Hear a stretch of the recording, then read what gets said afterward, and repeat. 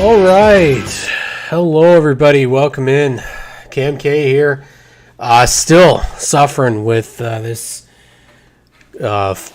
cold or flu bug or whatever it is. But I want to thank you for coming on in and joining me for the NASCAR Pinty Series Power Hour here on GeForce TV. We're excited to have you in tonight, and I first want to get started off with I just want to discuss something real quick, and that was last week's episode. I'm not going to touch too much on it, but that was not an episode that I want to go over again. I think one of the things that we want to do here on this show and on this program is to talk about the things that we love about the series, talk about all the great stuff that's happening. Obviously, there are going to be times where we don't agree with stuff, but we want to bring things up and talk about them in a respectful manner and a creative and helpful way. And last week's episode was not at all how I want to conduct myself on this show and how this show is to be.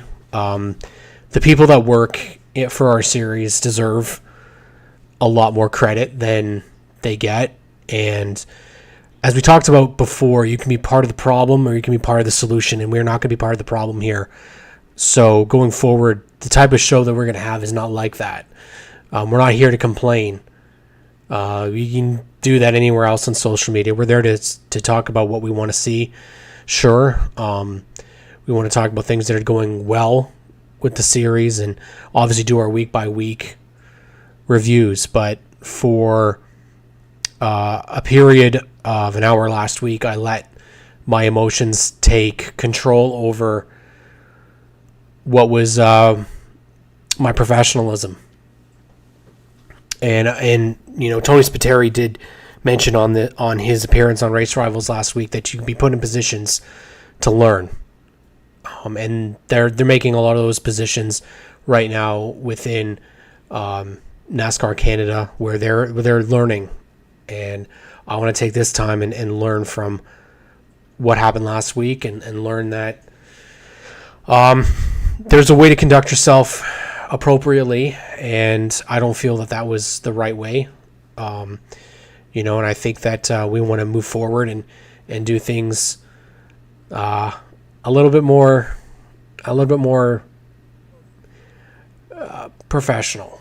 You can be a fan, absolutely, but when you get a platform like this that not everybody is given, you have to make sure that you take it with the utmost respect. And I want to sincerely apologize to anybody from the team at NASCAR or anybody that was out there watching as a fan. You guys deserve somebody that's going to come on here that's not going to belittle or talk negatively the entire hour. That's not what my job is here. We've got a lot of things to be excited about this year, a lot of things to look forward to, and that's what we're going to do. Tony Spiteri was a guest this past week on the Race Rivals Race Chat show with Adam and Clinton, and we're going to talk about some of the stuff that he touched on. Undoubtedly, one of the hardest jobs to have in motorsports is being in charge of NASCAR Canada. Tony Spiteri has been a godsend, really, to our series in more ways than one. Not just that he's there from the sponsor side of things, but now he's taking on this really, really big task. And again, as a fan, you could go and say, oh, well, I do this and do that and do this and do that. It's easy to say that. You have to go in there and you have to change culture, you have to change different things, and you have to get the word put across that fans here really are invested and want to continue investing in this series. And based off of the conversations that we've had with many fans on this program, many people within the series, we are heading on that right path. It is going to take more time, though. And one of the things that we needed to stress last week was that and what one thing that I did not convey here is that they are taking those steps. There is a lot of things that are being done that we don't see. as a fan, you're only going to be able to see certain things, and whether you're listening to negative energy or whether you're listening to negative conversation, it betters everybody to put that to the side because you don't know the full story. And so hearing from what Tony talked about on the show last week, there's a lot of encouraging things here.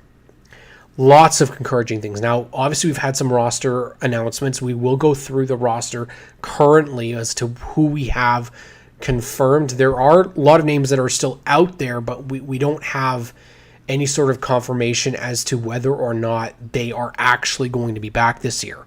So I want to thank each and every one of you that have reached out, that have talked with me. I'm going to learn from this for sure. I never want to disrespect anybody. I never want to embarrass or insult anyone. I don't want that to ever be the message, and that would never be my message, especially if it came off that way. So going forward, we're going to continue in talking about what we can see the growth week in and week out. We can suggest things, and I think that's a helpful way. There's a way to do it, and last week was not the way to do it. So this week we're going to go a little bit back. We're going to talk about some of the things that Tony did talk about on Tuesday last week. Very promising across the board. Lots of really, really great stuff. And then we'll also talk about that, again, the roster that we've currently got going here. So stay tuned for the next 40, 50 minutes here on GeForce TV. First off, I want to just thank everybody at GeForce TV for their utmost support with this program, and for us to continue. If you can already, give us a thumbs up for the show. We're continuing and look forward to the season that's coming really, really quick. We are officially under 2 months before the season opener at May 13th at Sunset Speedway. Now, there's a lot still that has to come out. Tony did talk about that on the show. He did mention that the series director and tech director are expected to be announced in the next, I assume, couple of days, meaning within this next week or the week after. Obviously, these positions are not something that is taken lightly. You have a lot of stuff that you have on your plate, and Tony, being a part of that, wants to make sure that he's hiring the right person for both of those things. One of the things that he did mention that is really exciting to me here is that he says that they're bringing back some old officials, meaning people that are familiar with the series, people that are familiar. And I don't know if he's referring specifically to the tech side of things, but as we know, last year there was a bit of an issue with that. So what they're going to be doing is, he talked about tightening up the marshaling of the rules. And so this, again, as you know, last year there was some troubles when it comes to cars being legal, parts and materials that were being used that maybe weren't correct. So what is it that they're going to be doing? Well, marshaling a lot closer means they're going to be probably a lot stricter. They're going to have more people that are going to be able to, that are knowledgeable on those rules. Now, I'm not suggesting that last year's crew wasn't. Obviously, it just that there are things that slip by, and when changes happen, new regimes come in. Tony wants to ensure that this stuff is cut and dry, and there is no wiggle room here. We're not going to have situations like we've had in the past. And so bringing in somebody that is successful in knowing these rules in the past, I'm very curious as to who this could be. Obviously, we have some people within the series that have gone on to other positions within NASCAR. They've gone into other positions within other racing series. So that's going to be very interesting to see kind of who he is referring to. And one of the things that I'd like to be able to do on this show is actually have conversations with the series director, have conversations with the tech director, and some officials actually on this program, along with Tony Spiteri. Tony is, as busy as all can be, but is always willing to have a conversation and talk about these things. So when it comes to learning a bit more about the series, those are the people that we kind of really do need to hear from. I mean, drivers and competitors will talk about it on one side of things, right? They'll talk about it from a competitor's side of things. Well, let's think about the other side, which is the NASCAR competitive side. Whether it is an official or even somebody at the head of NASCAR International, like a Chad Siegler, Josh Hamilton, those types of names will be very interesting, I think, for our fans here on the program to learn a little bit more as to the challenges that NASCAR actually does have here in Canada. And Tony spoke a good bit of it last week that, they've got budgets approved for next year, which is always a big thing. I mean, budgets, you have to remember, NASCAR as one big conglomerate here has to spread the money out. It's not as simple as, okay, well, you're going to get all of this. That's not really, I believe, how it works. And with NASCAR International, you have a budget for NASCAR International that they'll spread around other series. So we'll take a look at that kind of later on. But he says that one of the things that was a really key moment that he talked about last week on Race Rivals Race Chat, and this is probably the most promising, is a domestic team. And a domestic team that's going to be involved in the marketing side. Now, whether or not that means fully marketing just the Pinty series or marketing the drivers, I don't really know. It'd be very interesting to see kind of what route they take. But a domestic team is the most exciting thing that I've heard. And the reason is that because they know Canada. They're going to be able to go out and get somebody that is a marketing professional from Canada that knows the businesses within Canada. And if there's somebody that's going to know those businesses, that's going to know who to reach out to, that would be the guy, would be Tony, because he's already been in the CEO. He's already been CEO. He's already been in top marketing in Canada, being a CEO of a giant company, formerly of Pinty's, now at Freshstone. So all of a sudden, you've got somebody that knows really good people within that market. That is the most attractive piece of this. That's the most exciting thing.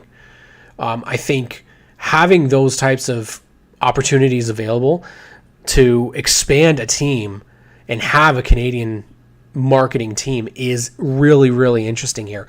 One thing he talked about was the model changing. And that's, as a fan, that's why last week's episode needs to go away from my mind, because that's not how we want to be perceived. That's not the way that the fans are going to be. We are going to be constructive, we're going to be helpful, and we're going to provide assistance wherever we can as fans. You have to remember, there's so much that is already put on the team here that if we can help continue to bridge the gap between companies and the series, if we can bring more people in, that's the best course. That's the best case scenario, really. I think, again, you take the names that we've already got here, you build around them. I think we've got solid people involved. You've got solid officials. You have solid. I mean, we already talked about like Caitlin and Matt. I think the team that they have doing the social media is amazing. I think that they know what they're doing. I don't know if they have all the tools that they have to fully be successful, but I think that they're well on their way. I mean, that's one of the biggest problems is that some of the tracks that they go to, I believe Newfoundland is the biggest one, is that perhaps it wasn't the easiest to get live tracking and stuff there. So when they would get the tracking and stuff figured out, I had a great conversation with somebody from the series that talked about some of the changes that they're making for availability when it comes to timing and scoring. And this, again, they know the big issues. So they're working on that.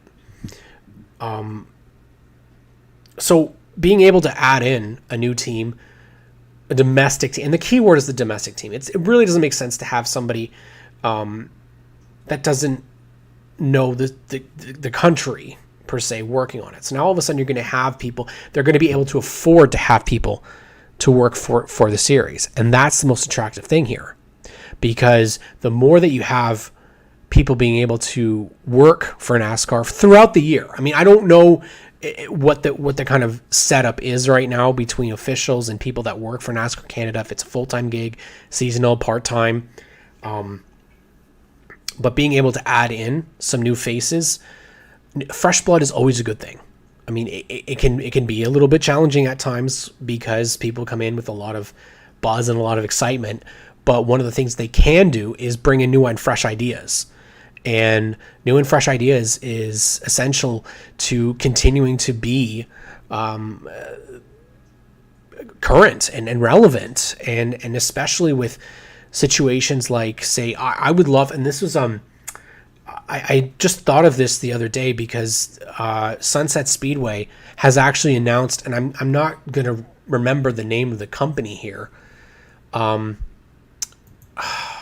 It's going to be on the tip of my tongue here, but I would say, I'm not going to remember the name of it, but I'm going to look it up just right now. And Sunset Speedway has this, and I saw it actually at another track earlier. Maybe it was Delaware, Peterborough. They have this amazing program that is new, I believe, to racing, at least in Ontario. Track Tune.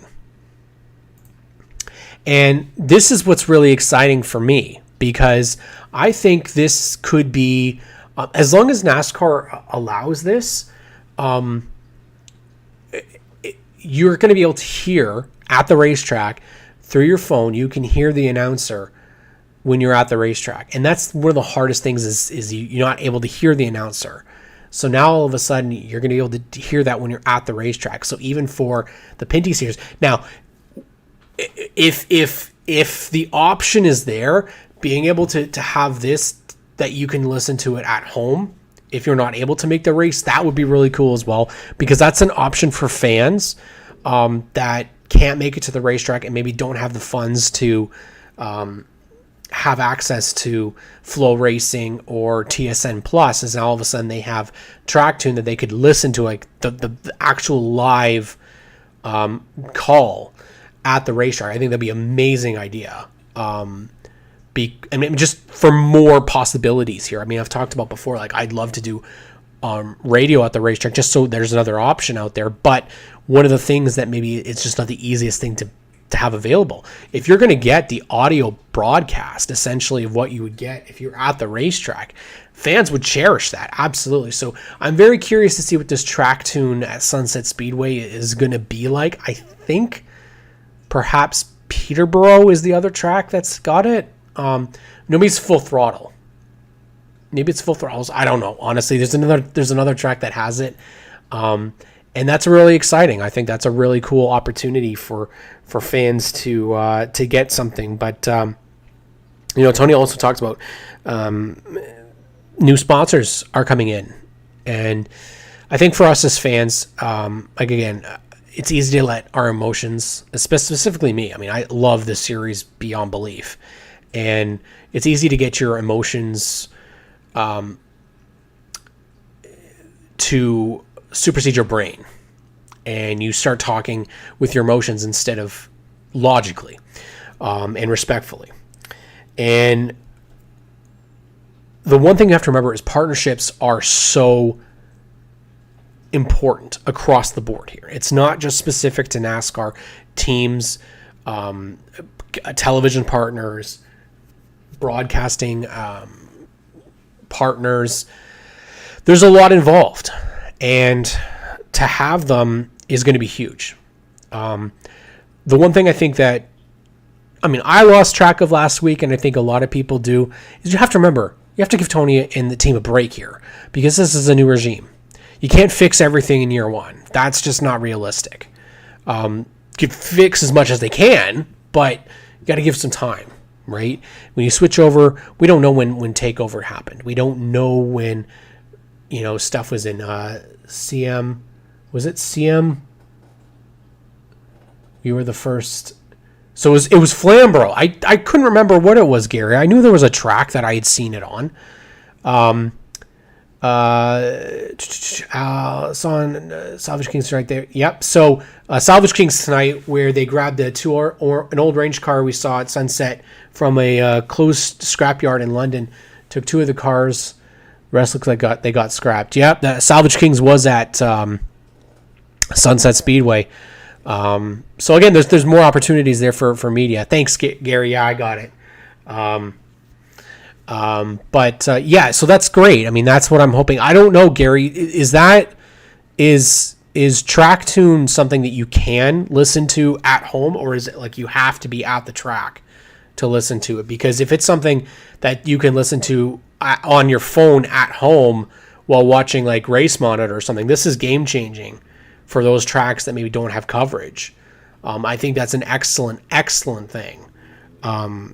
Really, really good. Now, diversity of teams, obviously, he also touched on about you do have some of the bigger teams, and I don't know kind of if we would consider that we have like Hendrick Motorsports per se. I think he's definitely right with the Team 3 Red, 22 Racing, DJK.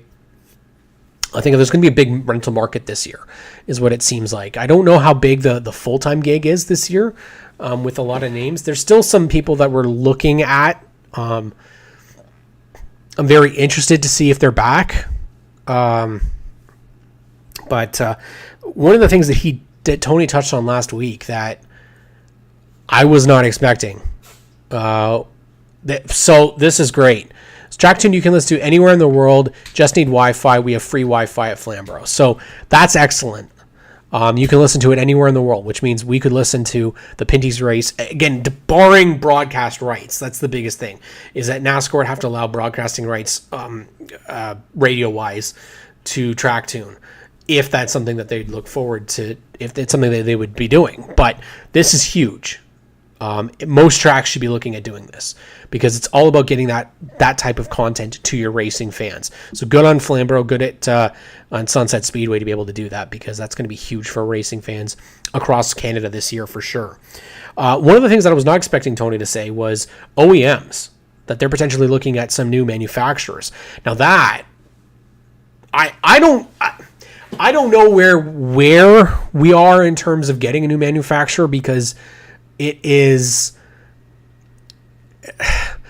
I've heard somebody mentioned Toyota last week, and I was like, I thought Toyota was somebody that they had already tried, and if they're re-engaging with Toyota, that is huge news, because I think right now Toyota is in a better position.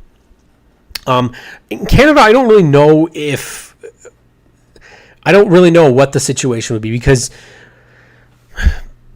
the reality is that Dodges are going electronic. Like, that's, from my understanding, that they're going full electric vehicles. So the Challenger is going to be like the last, that or the Hellcat is going to be like the last model of Dodge that they would have in the series. Camaro, obviously with Chevrolet, that's somewhat newer, and then the Mustang is the newest version so far. But we've not seen a Toyota. I've been told many a time that they have the molds to do a Toyota. It's just about getting Toyota to come to the Pinty series. Now, I do think that they're much closer. I think you get names like Venturini Motorsports involved. Venturini Motorsports is the type of team that could very well be a force if they wanted to do some sort of a Toronto our exclusive team.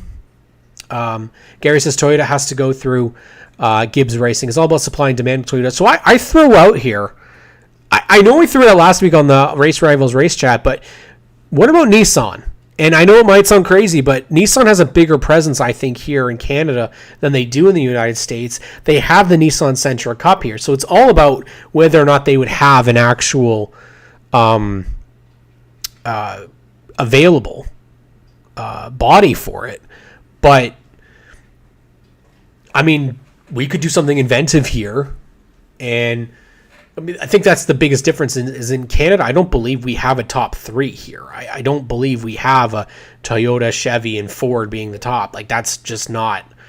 I think you just basically take whatever car you can get for cheap, and none of them are really that cheap anymore. But Kia, Mazdas, Hyundais, Hondas, like, there is plenty of options. It's just whether or not you can get a manufacturer in there. And I know that just the manufacturer support just from having the Nissan Sentra Cup is big. But the only difference, again, is I believe, and somebody can correct me on this if I'm wrong here, but I think the Sentras are electric, are they not? Or hybrid or something of the sort. And we saw a couple of the Sentra Cup races at CTMP, and it's almost like there isn't a crowd of them because they're so quiet. So I'll be interested to see. I don't know what OEMs he was referring to, but even just having more conversations with a bigger Ford presence. Right now, you do have some Ford presence, not a lot. You have two full-time Fords with Thomas Nouveau. I have to remember to keep saying it there. Hybrids. Thanks, Mike. Thank you, Mike. Thomas Nouveau and JP Bergeron. Well, two, it would be better to have 6 or 7. Then you get 6 or 7 Dodges. Then you get 6 or 7 Chevys. Build kind of having a variety. It's just the problem is that we don't have that. When you don't have that OEM actual factory support, it really does. It does hurt. I mean, back in the day when you had the Mopar support, you had additional funding that would come in if you won. Or if you finished on, like, this thing was the top 5, the Mopar Fast 5 or something, and you would get an additional bonus if you were one of the top Mopar cars in the race. So that would be nice to see. And I mean, NASCAR, to their credit here, I mean, a lot of people, we do. I mean, we have moments where we crap on them, but you have to remember that they are here for us. I mean, they're here for the fans. And I think you put it with the right. I mean, Tony said it last week. I mean, there's going to be a big challenge here, getting that equality for everybody, the parts for everybody. You have people that do have more money. You have people that have less money. But I think what we've seen in the past is that you don't need them. And I'm going to put an example out there. I mean, we've got a kid coming on the Stickers and Scuffs podcast tomorrow named Matthew Scannell. And Matthew Scannell has been one of the examples that I think that, and even Sam Fellows actually to a degree as well, you don't have to have the top car in the world. Sam Fellows finished 6th in Jim Bray's 98 car at GP3R. Matthew Scannell we've seen routinely run in the top 5 at CTMP and hasn't even switched tires. You don't have to have the best of the best to win in the Pinty series.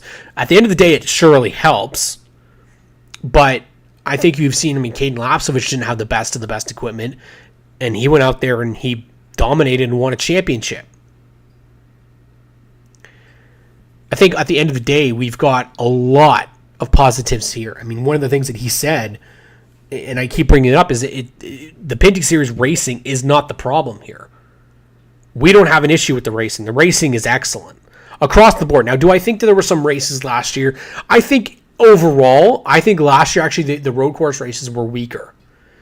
And that's not normally something that I would say. I think the road racing normally is really good. But if you take in some of the races that we did have last year, I think a lot of the road races weren't as... they didn't have that excitement as much as the short tracks did last year. And that's just a product of how good the racing was across the board. I think over one or the other, you take some of those Western races that we got at Edmonton and Saskatoon last year, added up with Delaware, we had some of the best racing that we've had in the series. Rick Ingram says, back in CASCAR, there was a huge factory presence at the track, point fund and bonus money. It would be great if marketing ran the ship instead of accounting. But again, Rick, we have to remember, and I think one of the things that we talked about is that it's not like years ago. It's not the sell on Sunday, buy on Monday mentality anymore.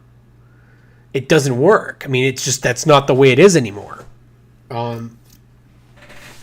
Do I think that that's a fault? No. But I think if we approached some different manufacturers that have not been in NASCAR before, that could be a very much more attractive offer. Because they could get very well interested. I mean, if you have Nissan that creates a whole series for their Sentras, now obviously it'd be a little bit different because they're hybrid, but if all of a sudden you get Nissan involved and then they want to pump all that money, I mean, you got the,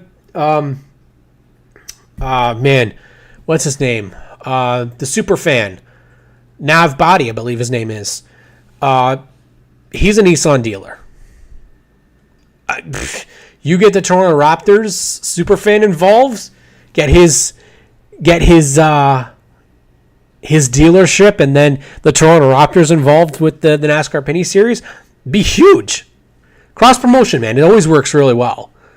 Getting that attention. Rick Ingram, but that also has an effect on sponsorships as well. It really does. And that's been the hardest thing is we talk about it, we think week in and week out, is sponsorships are the hardest thing in motorsports across the board. It is not a Canadian problem here, not even close. This is across the board in motorsports. Go as far low as junior late models. Maybe it's a Hyundai. Maybe he's a Hyundai. Yeah, you're right, Al. He's maybe a Hyundai dealership. Either way, bring in the manufacturer that he's supportive, because if you get a guy like him, and then all of a sudden he has Fred Van Vliet and Chris Boucher, how cool would that be? I mean, you look at, we've talked about this before. I mean, you have Michael Jordan. Who would be the Canadian celebrity owner of a NASCAR Pinty's team that's like realistic? I've said like Ryan Reynolds, probably Justin Bieber. Athlete-wise, it would have to be Wayne Gretzky. It's just whether or not they'd actually want to do that. I mean, we talked with DJ Kennington about Joe Thornton, potentially. I'll say the road course races sometimes for the haves and have-nots more than the short tracks, as you can get by and sneak in a good finish.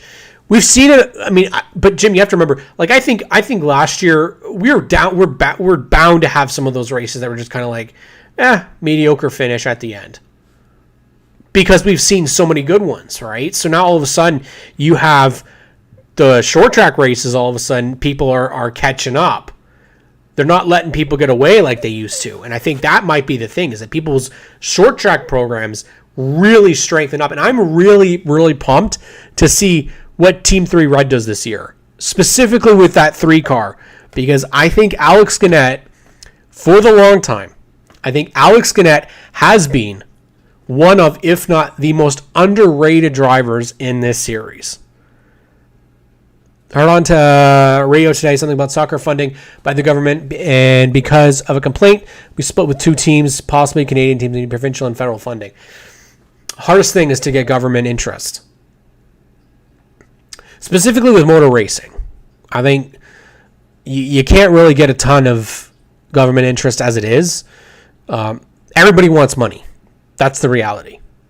So we have to offer something that's more than just money, because you're not going to get it. What can we offer? That's the biggest thing. What can we offer? Well, we've got some great talents. We've got some great personalities. I think some of the personalities that we have in the series, you start with a guy who I think is extremely marketable. Whether he believes it or not, he is, and that would be Larry Jackson. I think having a fire captain from Mississauga is an extremely attractive person to have as a marketable driver. Not only does he do this, but he has a real life job on top of it. And that's maybe what we can sell, is that you have Trayton Lapsevich, who is a business student and a NASCAR driver. You have Kyle Steckley, who is a high school student and a NASCAR driver. You have Larry Jackson as a fire captain and a NASCAR driver. Sorry, we got Nala trying to hang out over here. So the stories sell themselves. Family guys. You have lots of great families. You have DJ Kennington, who's got 2 young kids. You've got Daniel Bois, who's got 2 young kids. You've got LP Dumoulin, who's got 2 young kids. So you got the family aspect of it. You have Chantal Kalika, who is a mom, who is a racer. So when you look at the grand scheme of who we've got, there's a lot of really, really great stories there. Gary Collins says, NASCAR did have the government help back in the day, but then it went away. We were on the sticker in the window. I remember that. I have one of the die-casts back there. It has the little Canada, Government of Canada. I think it was Canada money. It wasn't Ontario, I don't think, right? It was actually the Government of Canada, I believe. Out of every racetrack I've ever been to, Langley Speedway is the only track that have the city behind them and promote them. It is a tough thing though, because if the city doesn't see it as a tourist market, if they don't see, the other thing too you have to remember is it's not just on the government. It's the track as well has to put that effort in. Now, Sunset so far in 2023 definitely putting forth a lot of effort. A lot. More than I've ever seen. And I love it. I absolutely love it. It gets me excited to see drivers and teams posting about the season. It gets me excited as a fan to see them posting about all the stuff that they're going to be doing. So Tony brought up this as well, having committees. That's how you get communication across. Absolutely. You can have a fan council. You can have a driver council. You can have tech council. You can have tracks. All these people coming together to make the products better. That is exactly what the series needs. And I'm not suggesting that you need to get 50 people. No. You get fans from out west, out east, Atlantic Canada, Quebec, Ontario. You get crew members. You get people within the media. They can help make this a success. Once you hear, see, Trevor Monahan, 5 kids. There we go. That's a story right there. By the way, big congratulations. I saw Trevor on Ethan, I believe it's Ethan, right? Declaring his status for his football team. So big things in the Monahan household. But that's a great story right there. 5 kids. What's a great sponsor for a kid with 5 kids? Or for a driver with 5 kids? That was a lot of them. Canadian Tire. There you go. At this rate, though, it might be like DoorDash or something, right? Then we don't have to make food, right? But he's worried about making, having, as Gary Collins says, yeah, Trevor, your wife says there is 6 kids in the family. Yeah, and Mike would know all about Sunset. I mean, Mike, you've been there as a flagman for, I'm not sure how many years you've been out there, but this has got to be the most exciting time for you as a member of that team, and to see all the excitement and the excitement there. Walmart, there you go. I was thinking of, you could do like the skip the dishes, Trevor, on the number 4 car. That would be something, right?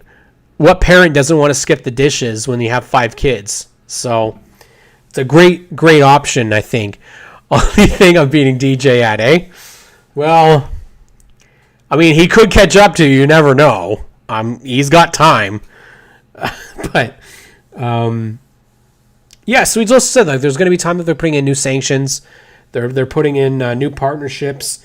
We've got new teams. And one of the things we've talked about, and they mentioned last week, is the new motor. And it's going to be half the cost of the current motor. Half. It's the small and subtle changes that are going on behind the scenes that will set things up for success in the future. Mike Russell says just last season. Oh, so it's just been just since last season. But now I'm super excited, and there's quite a bit going on. One of the most exciting things, I think, is that we're going to have the Pinty Series opener. And that same day, there's going to be a Bill Zardo Memorial Hot Rod race for $4,600, which is, I believe, up there in terms of hot rod cash. That is one of the biggest purses that they've ever seen. So hopefully they get a good turnout for that. And that would be huge. I think we've got a good start for sure. And I think for myself, all the sports betting, surprised no one has tapped that yet. I don't know though, Rick. I don't know if sports betting is something that they can do. With the government of Ontario, with government of Canada, I don't know about sports betting enough. I think like DraftKings would be a huge one to go out and get, obviously. even the online casinos. We saw Party Casino a couple years ago. There's a lot of Party Casinos on there. Trevor, you should go for the you should go for the OnlyFans deal. Gary Calling brings this up, but he's not lying. There is legitimately a couple race teams that are sponsored by OnlyFans. Trevor Monahan says grocery bills $800 a week. I don't envy you, man. Especially when you're going to have teenagers. They eat a lot. So there you go. One of the things we're going to mention before we forget is that Tony also brought up once again that their plan is to get that 2024 schedule out this summer. And that's the most attractive piece of information if I am going to be going out and trying to get a deal. Don't wait until September, October, November. Budgets are done for the following year by that time. So now by getting these the schedule out earlier, that hopefully will work out a lot better. Now, I think we've worked a lot in trying to approach corporate companies. A lot of corporate companies are all about wanting to do charity stuff, wanting to do incentives, programs. And I think that there's this belief that you can't do that with racing. Well, there is. I think having a breakfast program, Thomas Nouveau is a perfect example of this. Thomas Nouveau has worked for many years with the breakfast program, and I believe they're still doing that. And I would love to see something like that with our series. I think with a team specific, Chantel Kalika with AGI, I think you put a good corporate company.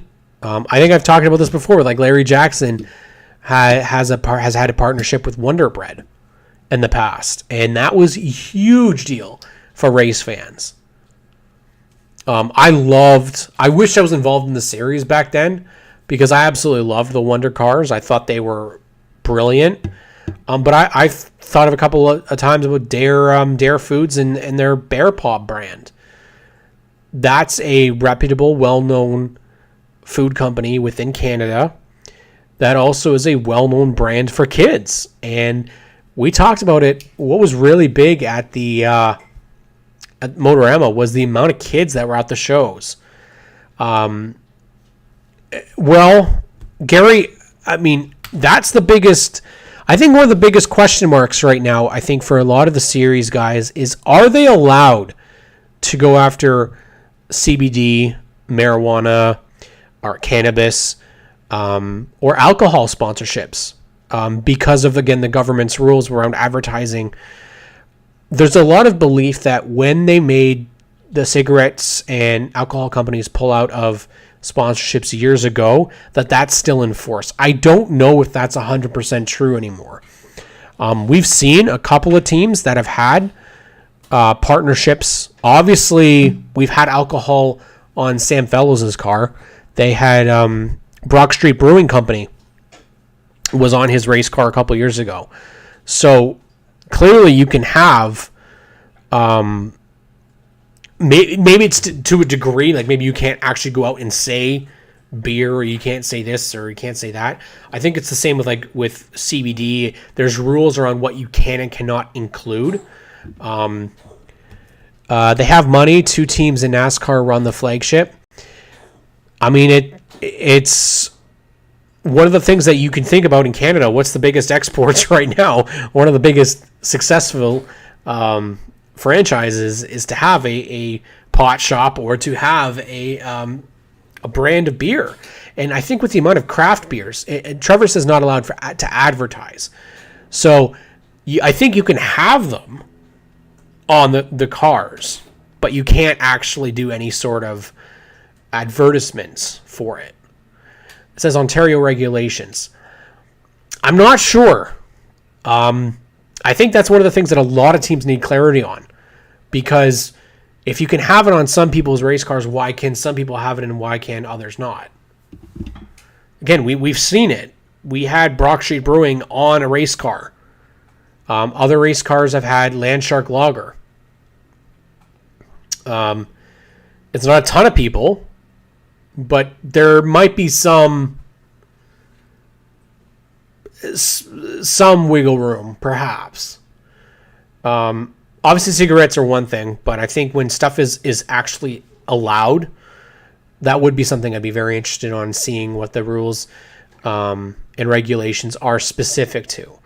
I believe in certain things like like with 3 Chief, for example, for the Cup Series.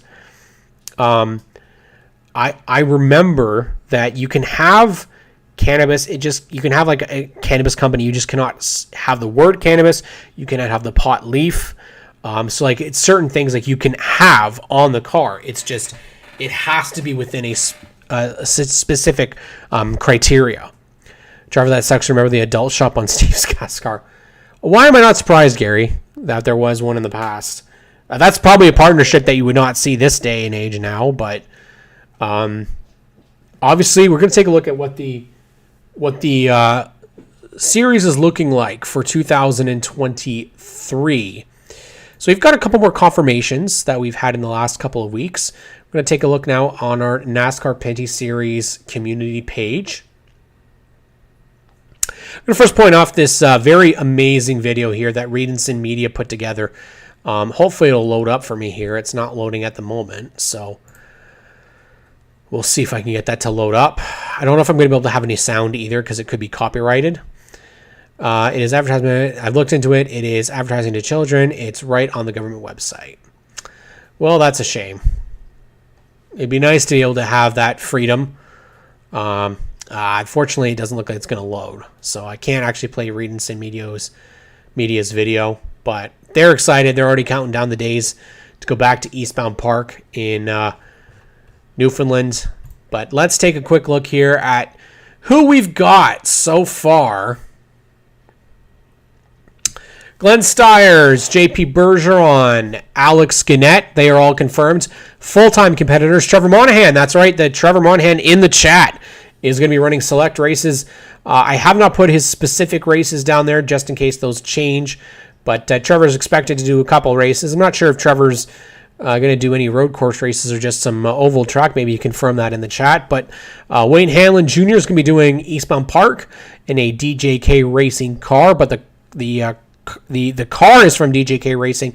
The crew and the entire team is going to be Hanlon Motorsports, so it's going to be an Atlantic team working on that number 11 car. DJ Kennington hasn't confirmed a full-time season yet, but based off of some of his posts and Ryan Dyson's video, I think we can be safe to say DJ Kennington and the Castrol Canada team, Wakefield, is going to be back once again for 2023. Alex Aguilani was at Motorama this year for NTN Bearings. I would expect to say he's going to be full-time. Still waiting on the full announcement, though. That is coming soon. Kyle Steckley is going to be running select races this year. Not sure the total amount, but we expect it will be a little bit more than last year. Ran 3 races at Saskatoon and at Delaware. Andrew Ranger back in the number 27 for a full-time season this year. Ryan Dyson, he's going to run the one race at Delaware Speedway for DJK Racing. Really exciting news for him. That's a local out of the Delaware area. Daniel Bois and MBS Motorsports, they are going to be running multiple races this season. Expect to see them on road courses and on some ovals, at least just Ontario ovals for right now, including Ohsweken and Sunset Speedway. Not 100% sure if they're going to be doing Delaware right now. Don't believe they're going to be making any other trips except for road course races to GP3R and, of course, CTMP in Toronto. Dave Bailey. This was confirmed actually on Twitter by Randy Slack, and he's going to be running the Ohsweken races once again for them in the number 36. Michael Gowdy is expected to return. Not Chantal. Clinton Jeffrey announced that a couple weeks ago on the show, where he confirmed that he and Ken Schrader are going to be back at Ohsweken this year. Not confirmed as to which races. You would think Stuart Friesen, perhaps Christopher Bell or Kyle Larson would also be on there. Trevor Monahan says he's working on road courses as well. For now, though, just a few ovals, which is just what we want to see, though. Trevor Monahan back out on the racetrack. Can't be disappointed about that at all. great to see him back in that number 4 car. I'm not sure what races those are going to be, but I would think that you're going to see a couple of Ontario races on there. Monahan ran at Delaware last year, so I would say that's a definite. Perhaps Oshweekin and Sunset on there as well. Out west, Chantel Kalika back once again this year. She can run the Western races with AGI and Busch Racing. LP Dumoulin, full season for him. That has been confirmed. Wallace Stacey, that is not confirmed, however. It was led by another insider within the series that Wallace Stacey would run full season in the 66. Considering they posted a photo, I believe it was Terry may have posted actually a video or a photo on the NASCAR Pinty Series community page of the 66 being worked on by Jason Hathaway. I would venture a guess to say that that is going to happen. Don't know about Brian Cathcart right now, and he ran the 71 last year. Hopefully we get to see Brian back. It's always nice to see Brian out there competing. Kevin Lacroix in the 74. Larry Jackson in the 84. Now, Larry confirmed last week on the show that he is going to attempt for full time this year. That is huge. Re-upping with O'Neill Electric. One of the great stories. We'll touch on that in just a second. Dexter Stacey, Marc-Antoine Cameron, of course, has not confirmed that he is back. They are selling a road course car actually right now, so definitely take a look on Marc-Antoine Cameron's Facebook if you are interested in purchasing a road course car. It's a 2011 McCall Racing chassis. Matthew Scannell, also back in the series with Larry Jackson Racing this year. Not sure yet if they're going to have Aaron Turkey back in the 99, but we know Matthew Scannell will be running at some of the road course races. Once again, always good on the road courses. We take a look at the unknowns right now. These are the rest of the drivers from last year. Ray Morneau Jr., Justin Arsenault, JF Dumoulin. We can likely see JF and Justin Arsenault running at ICAR and GP3R. Jacques Villeneuve, not sure if that's going to work this year. He's got a new deal out running, I believe, in the Endurance Series in Europe, so I don't think he's going to be available. Alex Labate, TJ Renamato, I have heard TJ potentially is not back this year, which would be really disappointment. TJ's a great enthusiast of motorsports, a really, really great guy. And Brett Taylor, have not heard anything about Brett either. Didn't have a great start to the year last year and did end his season early. Dominic St. Cyr drove the 3-car at GP3R. Don't know where he is going to be, if he's going to run a race at all this year. Peter and Ryan Clute, they typically run a couple of races a year. I do not expect to see Ray Cornamash Jr. back. That would be the same for Rafael Lessard. Real disappointing news that if Rafael is not back, but funding is everything, and unfortunately I don't think he's got any at the moment. I do expect Brandon Watson and Matthew Kingsbury, LP Montour, Trayton Lapsovich, expect all those guys to be back in some capacity, whether or not they're full-time, whether or not they have expanded races, or who they are with. I'd hope to see some of these names. I think most of them will be back in some capacity. Jason White, if you didn't hear on Racetime Radio and on Race Rivals Race Chat, they've talked about this before, that Jason White's expected to run at least, they're working on potentially a race this year in Toronto. Sarah Thorne, if she's going to run, she's going to more than likely run again in Newfoundland. I don't know 100% if that's on the cards for them. Matthew Shirley, Jamie Krizik, they run out west. Not sure. I know Matthew was on the Stickers and Scuffs podcast a couple weeks ago, and he did confirm that they'd like to, but he has nothing to announce at the current time. Simon Janvier typically runs a couple races. Brandon McFarlane, I would think he's going to run Eastbound Park again. I think he's somebody that would do very well.